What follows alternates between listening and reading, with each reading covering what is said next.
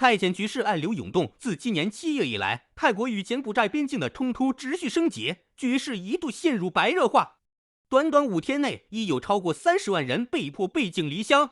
然而，更值得关注的是，在这出不断加剧的纷争中，双方停火协议的执行问题成了争议的焦点。泰方偏偏指控检方发起袭击，而检方则果断否认，简称清白。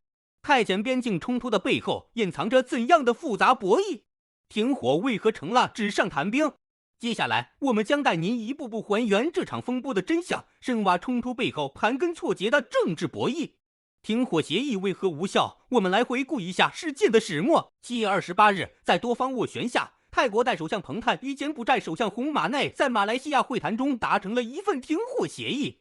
协议明确，29日0点起，双方无条件停火，各自撤回在争议地区的军事力量。然而，仅几个小时后，泰方就正式指控柬军在多处地点实施袭击，迫使泰方采取防卫措施。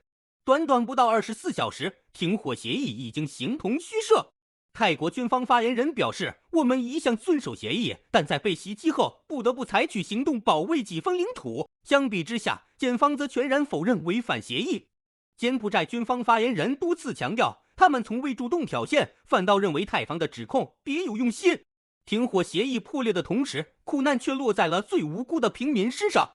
根据联合国机构统计，短短几日，超过30万名边境居民流离失所。冲突的升级不仅摧毁了家园，也威胁着区域的和平稳定。停火为何如此脆弱？仅几小时内变为无效，一份承诺的落空，背后到底有多少利益纠葛？我们接着往下看。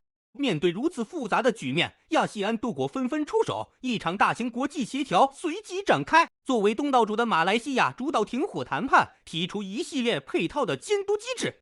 声明显示，接下来双方将在中立的国际观察员介入下，定期举办多轮会议。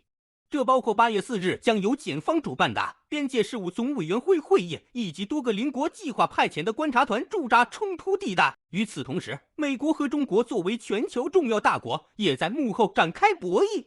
外交层面上，美国试图强化东南亚地区的稳定领先优势，而中国多次强调亚细安国家之间必须独立解决争端，避免外部干预。但遗憾的是，尽管多方在斡旋，29日上午原定召开的泰柬边境军区高级指挥官会议却意外推迟。有人猜测，这是不是双方根本无法在核心问题上弥合分歧的信号？显然，国际社会的努力依然存在局限。我们继续往下分析，柬埔寨是否违反了停火协议？画面回到边境，一侧是泰军设置的哨卡，另一侧是柬军的边境巡逻队，双方互相观望，剑拔弩张。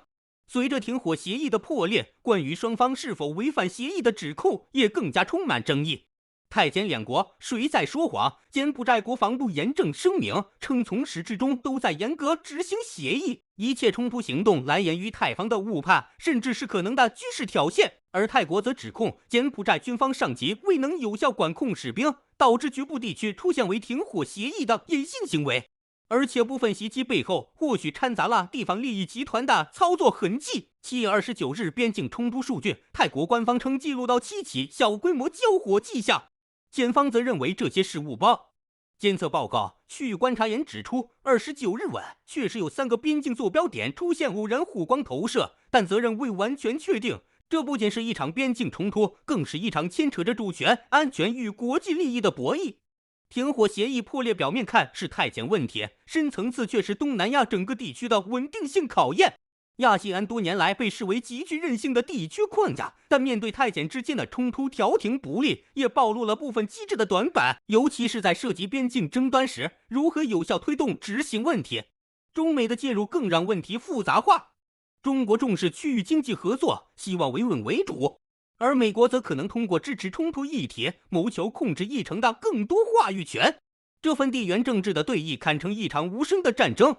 战火之后，最无辜的还是平民。无论是泰柬还是其他干预的国际力量，和平不应只是口号。接下来的8月4日，泰柬间的下一轮会议能否带来突破性进展，值得我们继续关注。屏幕前的你对此又有怎样的看法？欢迎在评论区留言，分享你的观点。泰柬局势是否能缓解？停火协议的执行漏洞该如何弥补？期待听到您的声音。喜欢这期深度解析吗？别忘了点赞、订阅我们的频道，并将视频分享给更多关心地区和平的人，这是对我们最大的支持。谢谢您的观看，我们下期见。